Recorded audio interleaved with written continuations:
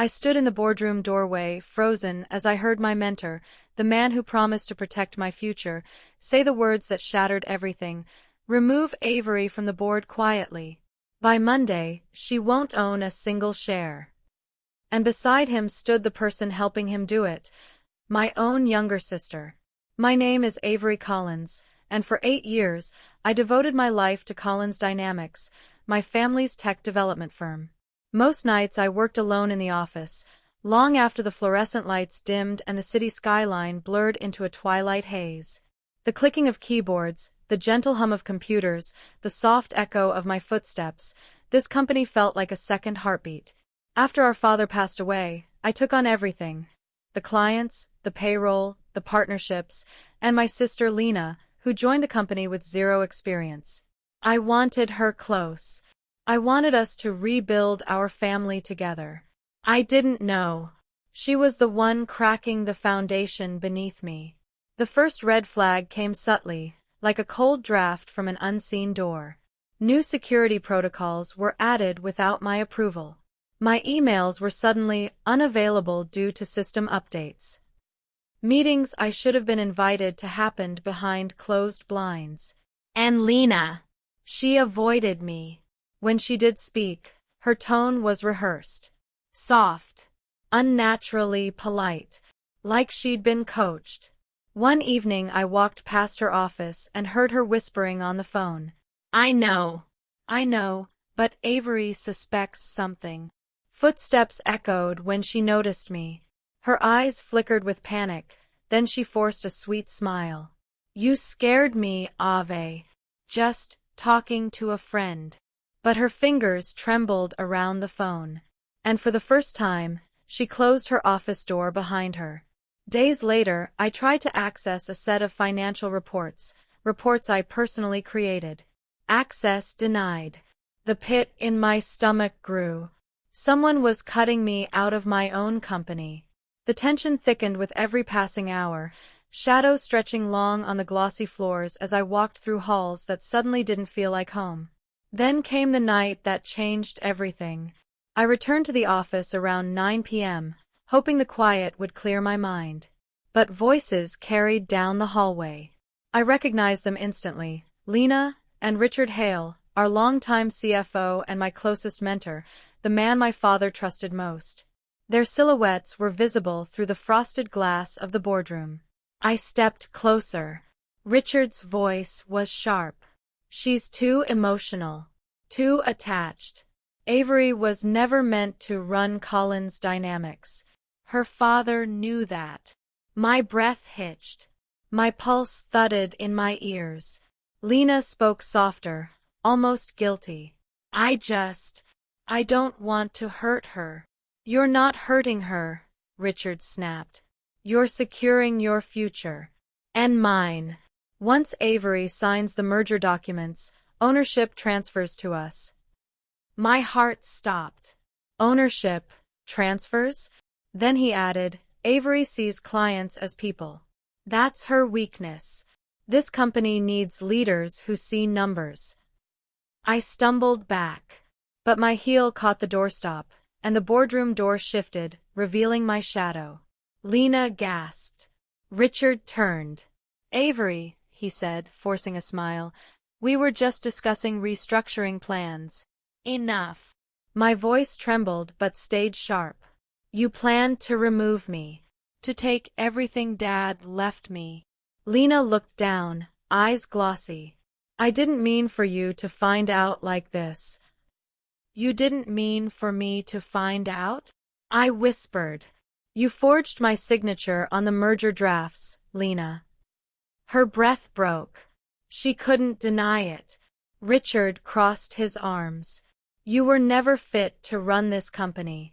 You're too naive, too trusting. That ends now.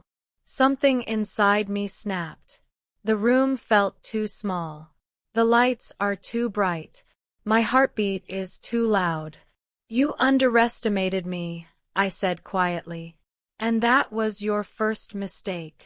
The next morning a war started. Richard called an emergency board meeting. Without me. But I showed up anyway.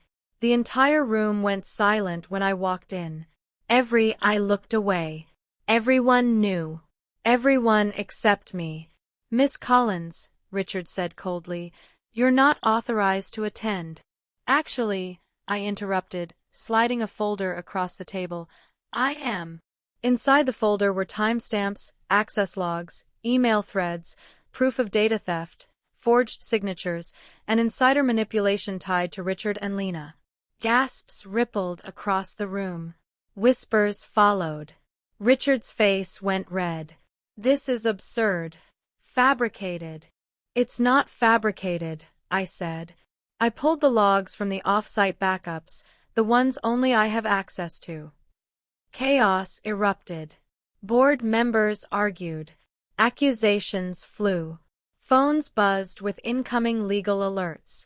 Lena stood frozen, hands twisting, cheeks streaked with tears. You were supposed to trust me, I said softly. I gave you everything. She broke down. I wanted to be someone.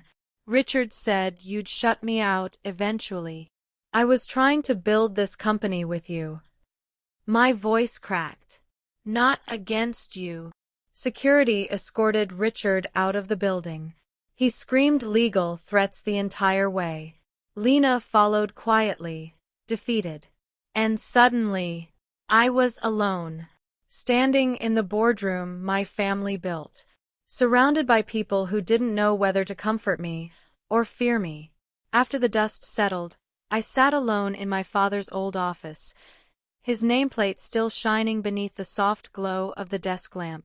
The silence felt heavy, like my father was watching, waiting. I held the resignation papers in my hand, papers I wrote that morning during panic, thinking I had lost everything. I could walk away, start fresh, leave the corruption behind. Or I could fight, not for revenge, but for the legacy that meant everything to him, and to me.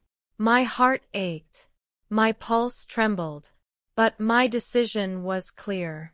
I tore the resignation papers in half. I'm not leaving, I whispered into the quiet room. This is my company.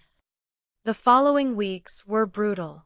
Audits, legal battles, shareholder panic.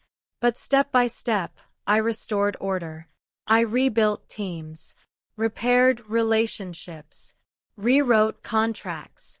I held weekly meetings where employees could speak freely without fear. Slowly, painfully, the company became something new. Stronger, transparent, safe. Sometimes I still think about Lena. She moved to another city. We haven't spoken since. I don't hate her. I don't even blame her entirely. She was manipulated by a man who saw my kindness as weakness. But she made a choice. And so did I. By reclaiming Collins' dynamics, I reclaimed myself. My power. My voice.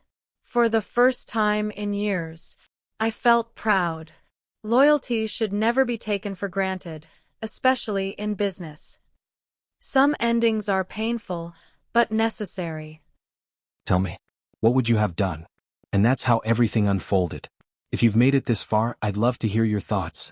Drop a comment below, we truly read every single one of them.